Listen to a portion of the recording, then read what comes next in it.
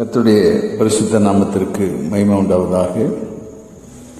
இந்த நாளிலும் கூட நாம் தியானிக்க இருக்கும் வேத பகுதி 1 சாமுவேலின் புஸ்தகம் 18வது அதிகாரம்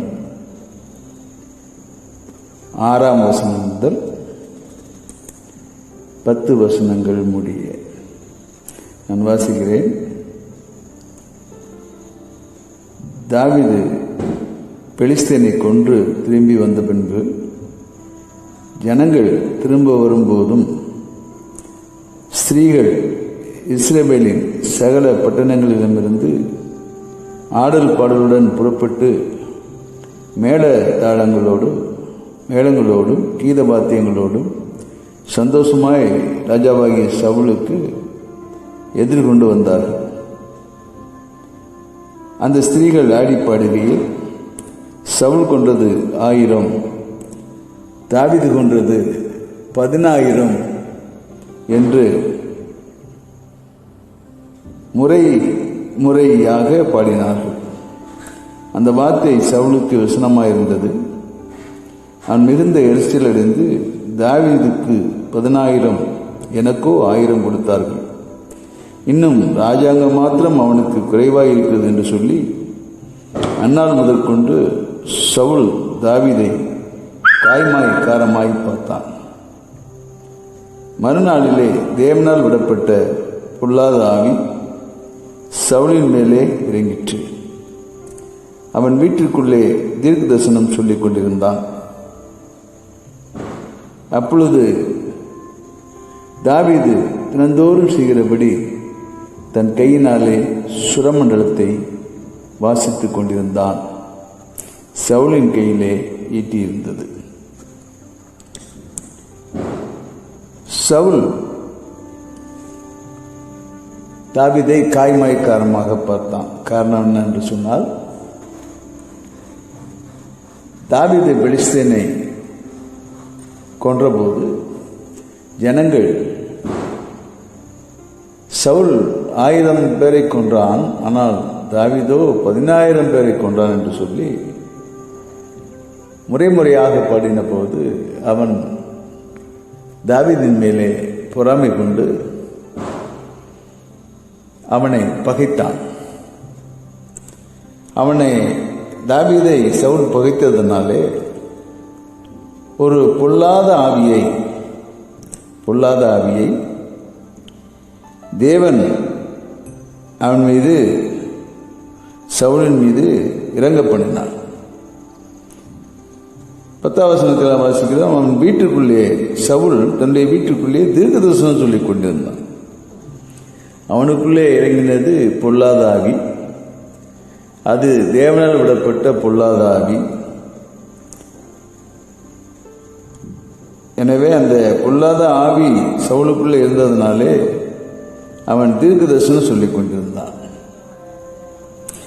அப்ப அந்த பொல்லாத ஆவியினாலே அவன் தீர்க்க தரிசனம் சொன்னாலும் அவன் அந்த ஆவியினாலே வேதனைப்படுகிறபடினாலே அந்த பொல்லாத ஆவி நீங்கும்படிக்கு தாவீது சுரமண்டலத்தை வாசிப்பான். அப்பொழுது அந்த பொல்லாத ஆவி நீங்கும், அவன் சுகப்படுவான். இதுதான் நடந்து வரக்கூடிய சம்பவம். அப்போ இதில் ஒரு அழைக்கப்பட்டவன், தெரிந்து கொள்ளப்பட்டவன், அபிஷேகம் பண்ணப்பட்டவன் தாவீது. விசேஷமாக தேவனாலே தெரிந்து கொள்ளப்பட்டவன், சகோதரருக்கு நடுவே அபிஷேகம் பண்ணப்பட்டவன். அவன் சிறியவனாக இருந்தாலும் கூட மூத்த சகோதரன் முன்னே அவனை தேவன் அபிஷேகம் பண்ணினார். தேவன் தாவீதோடு கூட இருந்தபடியினாலே கோலியாத்தை ஜெயித்தான். அப்படி எல்லா காரியங்களையும் ஜெயமாய் முடிக்கத்தக்கதாக தாவீதிலே நல்ல ஞானமாய் நடந்து வந்தபடியினாலே தாவீதை சவுல் பகைத்தான். அப்போது நடந்த காரியம் என்ன? அவன் என்றைக்கு தாவீதை பகைத்தானோ அன்றைக்கே அவனுக்குள்ள ஒரு பொல்லாத ஆவி தேவனாலே அனுப்பப்பட்டது. அப்பொழுது அவன் தீர்க்க தரிசனம் உரைத்தான். இன்றைக்கும் கூட பலர் இப்படிப்பட்ட ஊழியங்களை செய்து கொண்டிருக்கிறார்கள். அவர்கள் தீர்க்க தரிசனம் உரைக்கிறார்கள். அவர்களுக்குள்ளே அனுப்பப்படுகிற ஆவி தேவனால் அனுப்பப்பட்ட ஆவிதான். ஆனால் அது பொல்லாத ஆவி. எனவே சிலர் தாங்கள் ஊழியம் செய்வதாக நினைக்கிறார்கள். அநேகருக்கு ஆலோசனை கொடுக்கிறார்கள். ஆனால் தங்களிலே இருக்கிறது தேவனால் விடப்பட்ட பொல்லாத ஆவியா, தேவனால் அனுப்பப்பட்ட நல்ல ஆவியா என்பதை அவர்கள் உணர்ந்து கொள்வதில்லை.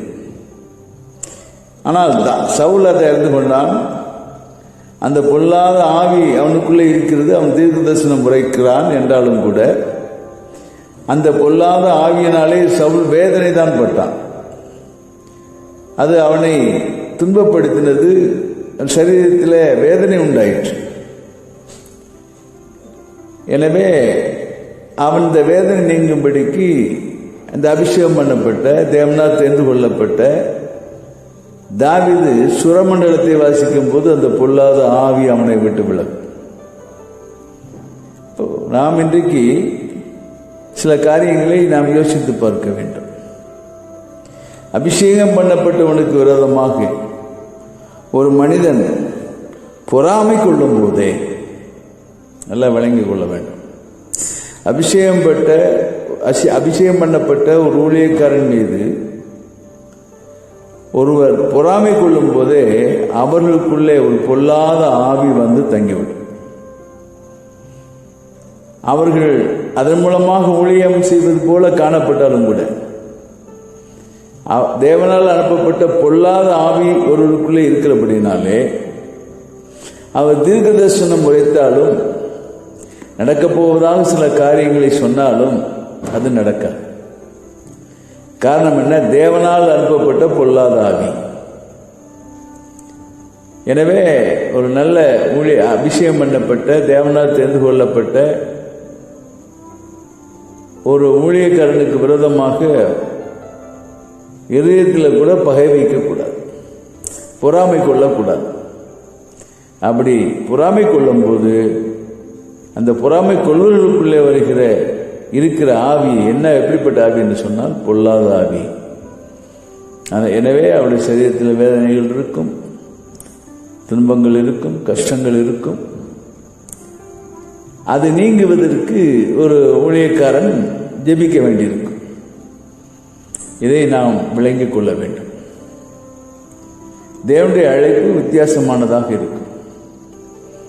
எனவே அழைத்தவர் தேவன் ஒரு வேலையை செய்வதற்காக அவர்களுக்கு அந்த வேலையை, பொறுப்பை தேவன் கொடுக்கிறார். அதுக்கான வரங்களையும் வல்லமைகளையும் ஆண்டவர் கொடுக்கிறார்.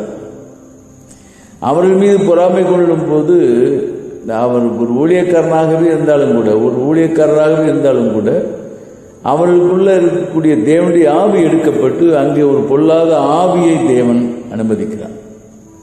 அப்பொழுது அவர்கள் ஊழியம் செய்தாலும், தீர்க்க தரிசனம் உரைத்தாலும், அல்லது அப்படிப்பட்ட ஊழியங்கள் செய்தாலும் அது அவர்களுக்கு தீமையாகவே வந்து சேரும் என்பதை உணர்ந்து கொள்ள வேண்டும், எச்சரிக்கையாக இருக்க வேண்டும்.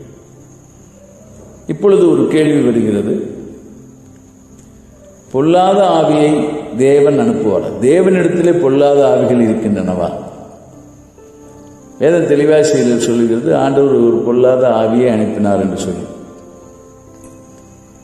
அப்படியானால் தேவனிடத்திலே பொல்லாத ஆவிகள் இருக்கிறதா? பொல்லாத ஆவிகளை தேவன் வைத்திருப்பாரா? ஆனால் வேதத்திலே பொல்லாத ஆவியை தேவன் அனுப்பினார் என்று எழுதப்பட்டிருக்கிறது. அந்த 1 சாமுவேல் 18 அதிகாரத்தில் 10ஆம் வசனத்தில்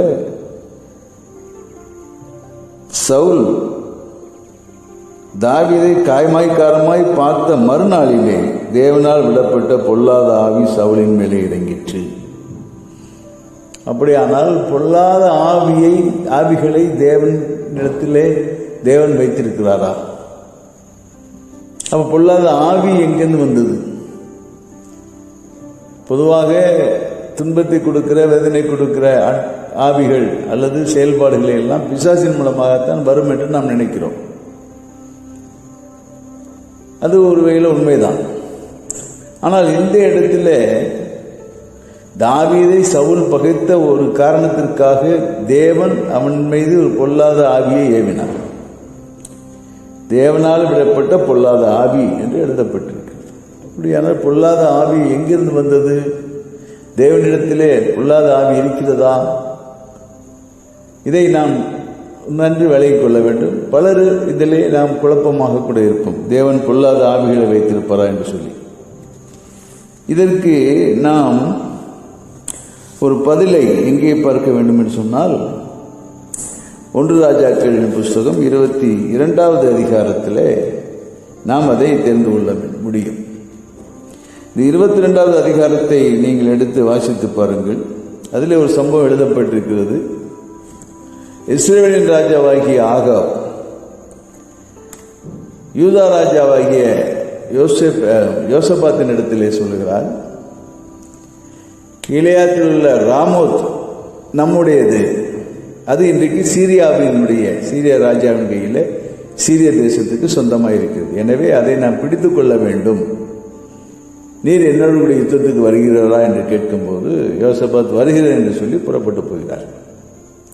அப்படி புறப்படுவதற்கு முன்னதாக அவர்கள் அந்த யுத்தத்திலே ஜெயிப்பார்களா என்பதை அறிந்து கொள்வதற்காக தீர்க்கதரிசிகளை அழைத்து விசாரிக்கிறார்கள். 400 தீர்க்கதரிசிகள், தேவனுடைய தீர்க்கதரிசிகள், கர்த்தருடைய தீர்க்கதரிசிகளை அழைத்து அந்த ஆகாப் ராஜா விசாரிக்கிறார். அப்பொழுது அவர்கள் எல்லோரும் ஏகமனதாய் ஏக வார்த்தையாய் சொல்கிறார்கள், நீங்கள் போங்கள், அப்பொழுது நீங்கள் ஜெயம் பெற்று வருவீர்கள், சீரியா ராஜாவை ஜெயித்து வருவீர்கள், ஜெயம் கொள்வீர்கள், ராமத்தை பிடித்துக் கொள்வீர்கள் என்று எல்லோரும் ஒரே மாதிரி தீர்க்கதரிசனம் சொல்கிறார்கள். எல்லோரும் கர்த்தராகிய தேவனுடைய தீர்க்கதரிசிகள் தான் சொல்லுகிறார்கள். அப்பொழுது யோசபாத் கேட்கிறார், வேறு யாராவது தீர்க்கதரிசிகள் இருக்கிறார்களா என்று கேட்கும்போது ஒரே ஒருவன் இருக்கிறான், மிகாயா என்று சொல்லக்கூடிய ஒருவன் இருக்கிறான். ஆனால் அவன் எப்போதுமே எனக்கு கெடுதலாகத்தான் தீர்க்கதரிசனம் சொல்லுவான் என்று ராஜா சொல்லும்போது யோசபாத் இல்லை, அவனை அழைத்து கேட்கலாம் என்று அவனை அழைத்து கேட்கும்போது அந்த தீர்க்கதரிசி சொல்லுகிறான், மிகாயா தீர்க்கதரிசி சொல்லுகிறார், நீங்கள் போங்க, நீங்கள் ஜெயித்துக் கொள்வீர்கள் என்று சொல்லி மற்ற தீர்க்கதரிசி சொன்னது போலவே சொல்லுகிறார். அப்பொழுது ஆகாப் சொல்லுகிறான், நீ உண்மையின்றி பொய் சொல்லாதபடிக்கு எச்சரிக்கையாயிரு, நீ உண்மையை சொல்லு என்று சொன்னபோது அப்பொழுது அவன் சொல்லுகிறான், மேய்ப்பன் இல்லாத ஆடுகளைப் போல இஸ்ரவேலர் சிதறடிக்கப்பட்டதை நான் கண்டேன் என்று அவன் சொல்லுகிறான். உடனே ஆகாப் சொல்லுகிறான், நான் சொல்லவில்லையா, என்னை குறித்து கேடாகத்தான் இவன் தீர்க்கதரிசனம் சொல்லுவான் என்று சொல்லி அப்படி சொல்லும்போது அப்பொழுது அந்த மிகாயா தீர்க்கதரிசி சொல்லுகிறார், அவர் கண்ட தரிசனத்தை சொல்லுகிறார், கர்த்தர் தம்முடைய சிங்காசனத்தில் மேல் விற்றிருப்பதை நான் பார்த்தேன் என்று சொல்லுகிறார். அப்போது பரமசேனைகள்லாம் அவரிடத்தில் வலது இடதுபுறத்தில் நிற்கிறதையும் கண்டேன். அப்போது கர்த்தர் ஆகாப் போய் கீலேயாத்தில் உள்ள ராமத்தின் மேல் விழும்படிக்கு அவனுக்கு போதனை செய்கிறவன் யார் என்று கேட்டார். ஒருவன் இப்படியும் ஒருவன் அப்படியும் சொன்னார்கள். அந்த 1 ராஜாக்கள் 22:21 அப்பொழுது ஒரு ஆவி புறப்பட்டு வந்து கர்த்தருக்கு முன்பதாக நின்று, நான் அவனுக்கு போதனை செய்வேன் என்றது. எதனால் என்று கர்த்தர் அதை கேட்டார். அப்பொழுது அது, நான் போய் அவனுடைய தீர்க்கதரிசியின் எல்லாரின் வாயிலும் பொய்யின் ஆவியாய் இருப்பேன் என்றது. அதற்கு நீ அவனுக்கு போதனை செய்து அப்படியே நடக்க பண்ணுவாயாக, போய் அப்படியே செய் என்றான். அப்போ ஒரு ஆவி வந்து தேவனிடத்தில் நின்று சொல்லுகிறது, நான் போய் போதிப்பேன். என்ன, எப்படி போதிப்பேன்? பொய்யின் ஆவியாக நான் போய் எல்லா தீர்க்கதரிசியின் இடத்துல இருப்பேன் என்று சொன்னார். அப்போ பொய்யின் ஆவி எங்க? அந்த நல்ல ஆவிதான், தேவனுடைய சமூகத்துக்கு நல்ல ஆவிதான். அது தேவனுக்காக செயல்படும் போது அந்த ஆகாப் ராஜா யுத்தத்துக்கு போயே தீர வேண்டும், அவன் ஜெயம் பெறுவான் என்று சொன்னால்தான் அவன் யுத்தத்திற்கு போவான். எனவே அவன் யுத்தத்துக்கு போக ஏவுதலுக்காக தேவனிடத்திலிருந்த நல்ல ஆவி பொல்லாத ஆவியாக செயல்படுகிறது, ஒரு பொய்யின் ஆவியாக செயல்படுகிறது. அந்த யுத்தத்திலே ஆகாப் ராஜா தோற்று போகிறான். அதே போலத்தான் தேவனிடத்தில் இருக்கக்கூடிய நல்ல ஆவி தேவ சித்தத்தை செய்யும்படியாக பொல்லாத ஆவியாக மாறுகிறது. அதுதான் சவுலுடைய வாழ்க்கையில் நடந்தது. சவுலுடைய சரீரத்தில் வந்து இறங்கிய பொல்லாத ஆவி தேவனால் விடப்பட்டது, தேவனிடத்திலிருந்து வந்தது. அது தேவனிடத்தில் இருக்கக்கூடிய எல்லாமே எதுவுமே தீமை தருகிற ஆவிகள் அல்ல, தேவனுடைய ஆவிகள். அவைகள் பொல்லாத ஆவிகளாக ஒரு நாளும் இருப்பதில்லை. ஆனால் தேவனுடைய வேலையை செய்யும் போது அது மனுஷருக்கு பொல்லாத ஆவிகளாக காணப்படுகிறது. தேவனாலே தெரிந்து கொள்ளப்பட்ட தாவீது, அவனை தேவன் இஸ்ரவேலின் ராஜாவாக தெரிந்து கொண்டு அவனை அதற்காக ஆயத்த பண்ணி நடத்தி வருகிற வேளையிலே தேவ சித்தத்துக்கு மாறாக, ஒரு ஊழியக்காரனுக்கு மாறாக ஒருவன் செயல்படும் போது, சவுல் ராஜா செயல்பட்ட போது, அப்பொழுது ஆண்டவர் அவனிடத்தில் பொல்லாத ஆவியை அனுப்புகிறார். அந்த பொல்லாத ஆவி அவனிடத்தில் வந்து வேதனை கொடுக்கிறது, அவன் துன்பப்படுகிறான். ஆனால் ஒரு ஊழியக்காரன் சுரமண்டலம் வாசிக்கும் போது, தாவீது சுரமண்டலம் வாசிக்கும் போது, அல்லது ஊழியக்காரன் ஜெபிக்கும் போது அங்கே விடுதலை உண்டாகிறது. எனவே ஊழியம் செய்கிறவர்கள் இந்த சம்பவத்திலிருந்து நாம் மிகவும் எச்சரிக்கையாக இருக்க வேண்டும். தேவனுடைய அழைப்பு ஒவ்வொருவருக்கும் வித்தியாசமாக இருக்கும். எனவே அவர்கள் மீது பொறாமை கொள்வது கூடாத காரியம். அப்படி நாம் பொறாமை கொள்ளும்போது, தேவனுடைய சித்தத்துக்கு மாறாக நாம் செயல்படும் போது ஆண்டவர் பொல்லாத ஆவியை அனுப்புகிறார். அப்படி பொல்லாத ஆவி ஒரு ஊழியக்காரனிடத்தில் வந்து செயல்படும் போது அவர்கள் தேவனுடைய சித்தத்தை செய்கிறவர்கள் போல காணப்பட்டாலும், அவர்கள் அப்படி நினைத்து கொண்டாலும் கூட அவர்கள் தேவனுக்கு விரோதமாக செயல்படுகிறபடினாலே அவர் ஊழியங்களிலே பொல்லாத ஆவியின் செயல்பாடுகள் தான் காணப்படும். எனவே நாம் எச்சரிக்கையாக இருக்க வேண்டும். இந்த வார்த்தையின்படியே நாம் ஒருவரை கணம் பண்ணுவதில் முந்து கொள்ள வேண்டும். அதுதான் முக்கியமான காரியம். என்ன சொன்னால், ஒருவரை பெரிய காரியத்துக்கு தேவன் அழைப்பார், ஒருவரை சின்ன காரியத்துக்கு தேவன் அழைப்பார். எனவே அதனால் பெரிய காரியத்துக்கு அழைத்து பெரிய செயல்களை ஒரு ஊழியக்காரன் மூலமாக செய்யும்போது அவன் மீது பொறாமை கொள்வது கூடாது. தேவனுடைய சித்தத்துக்கு மாறாக ஒரு நாளும் ஒரு ஊழியக்காரர்கள் செயல்படக்கூடாது.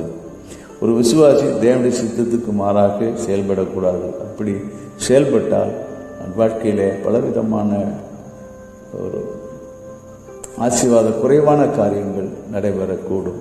எனவே நாம் இந்த சம்பவத்தை நாம் மிகவும் எச்சரிக்கையாக இருக்க வேண்டியது அவசியமாக இருக்கிறது. தேவ சித்தத்தின்படியே தேவனுடைய அழைப்பை அறிந்து அதில் ஒரு கனம் பண்ணும்போது கர்த்தர் ஆசீர்வதிப்பார்.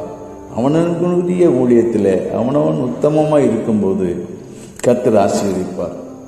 சிறிய ஊழியத்துக்கு அழைக்கப்பட்டிருந்தாலும் பெரிய ஊழியக்காரனாக காணப்பட்டாலும் அவரவர் கொடுத்த ஊழியத்தை உத்தமம் உண்மையுமாய் செய்யும் போது ஆண்டவர் அவருடைய எல்லைகளிலே அவரை ஆசீர்வதித்து அவர்களை உயர்த்துவார். எனவே நாம் தேவசித்தம் செய்வோம், தேவனுடைய நாமத்தை மகிமைப்படுத்துவோம், கர்த்தருடைய ஆசீர்வாதத்தை பெற்றுக்கொள்வோம், பரலோகத்திலே பலம் பெற்றுக்கொள்வோம். மேலான ஆசீர்வாதங்களை தேவன் நமக்கு கொடுப்பாராக. ஆமென், ஆமென், ஆமென்.